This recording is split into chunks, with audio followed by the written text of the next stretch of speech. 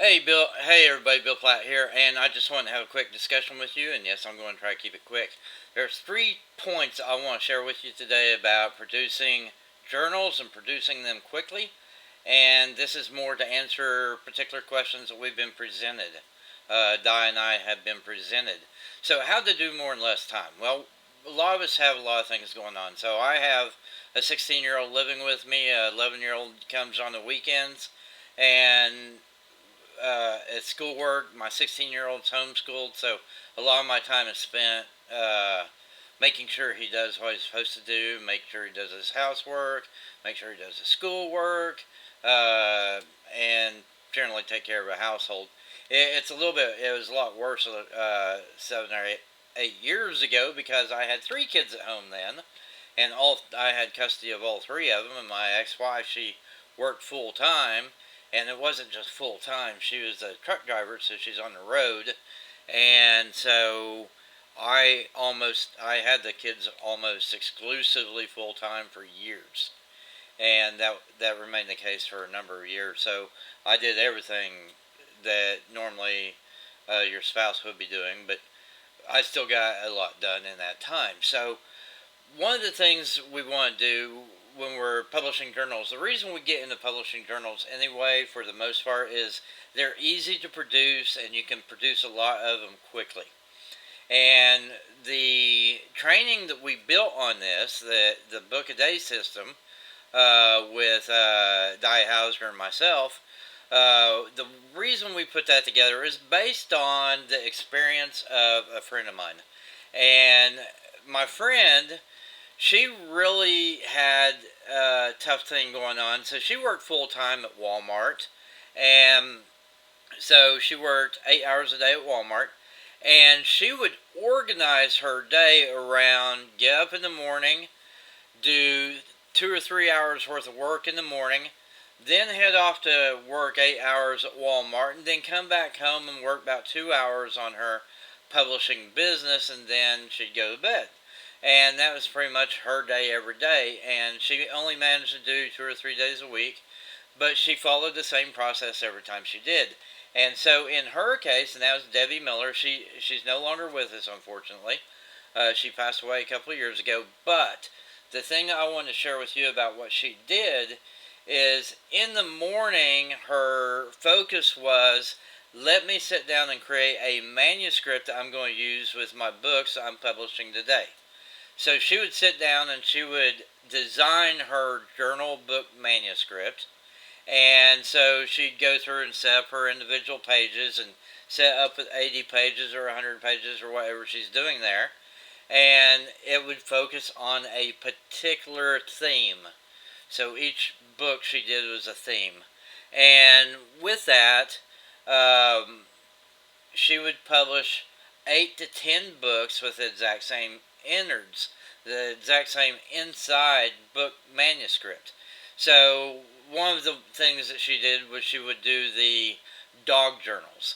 So she's a big dog lover. She had lots of dogs herself. And so she would put together dog journals, which were basically, this is when the dog got his shots. This is, and she would monitor through the journal um, the health of her dogs and when they ate and when they got their shots and when they needed their shots again and when their next appointment was, and when you took them out and got them to exercise and how long they exercised for. And she'd document all this when taking care of her own dogs. And so she put together the book manuscript, and then in the morning time was assembling the manuscript that she's going to use for 8 to 10 books.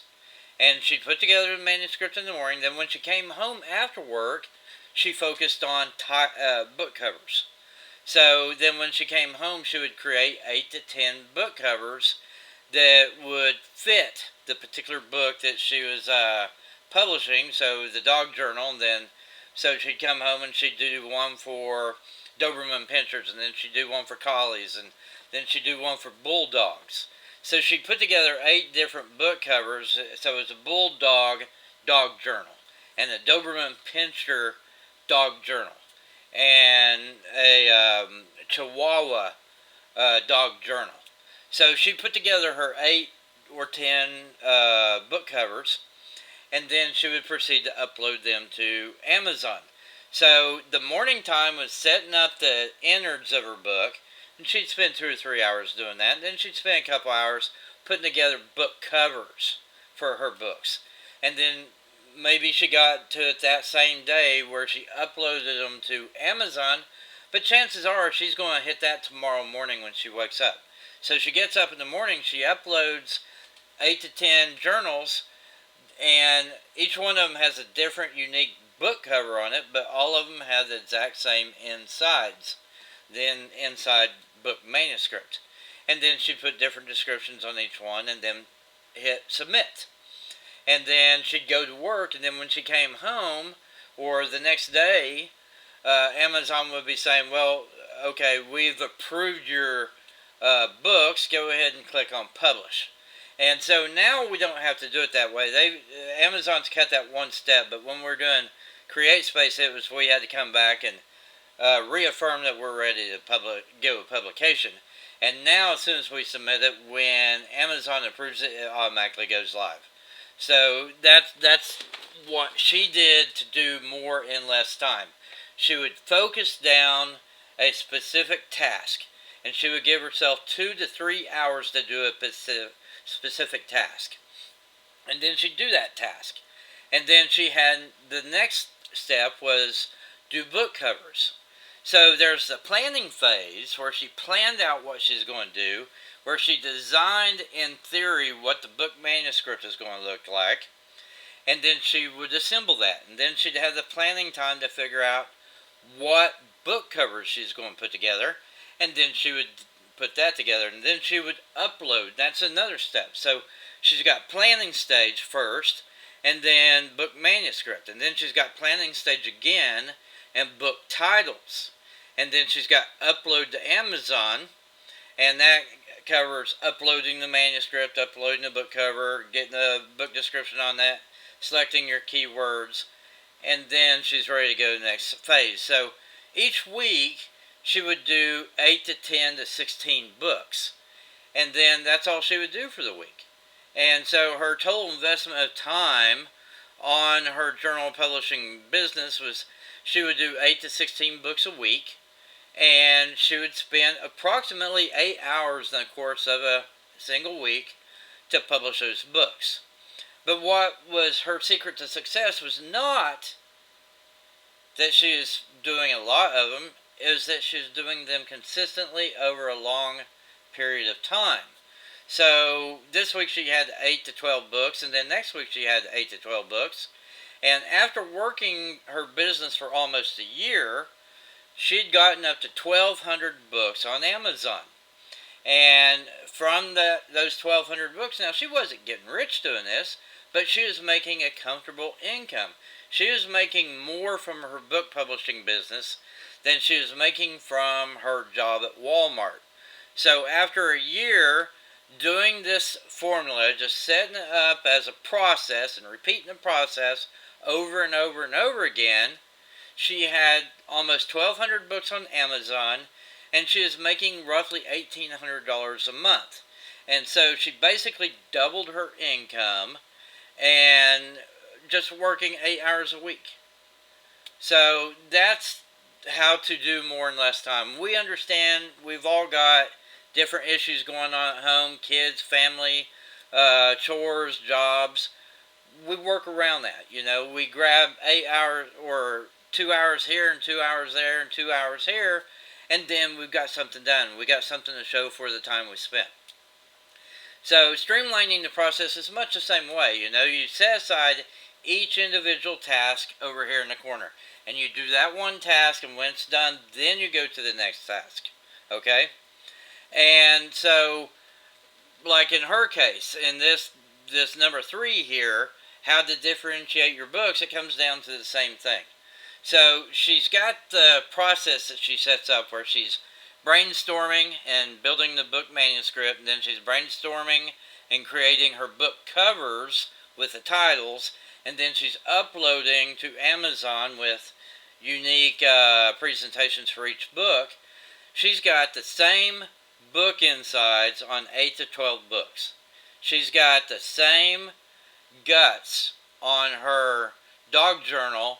Every dog journal is exactly the same. So you go in here and you find the Doberman Dog Journal, and the Doberman Dog Journal has the exact same content inside the book as the Chihuahua Dog Journal, as does the Boxer Dog Journal. So that's the approach she took. And it's just a matter of getting out there and putting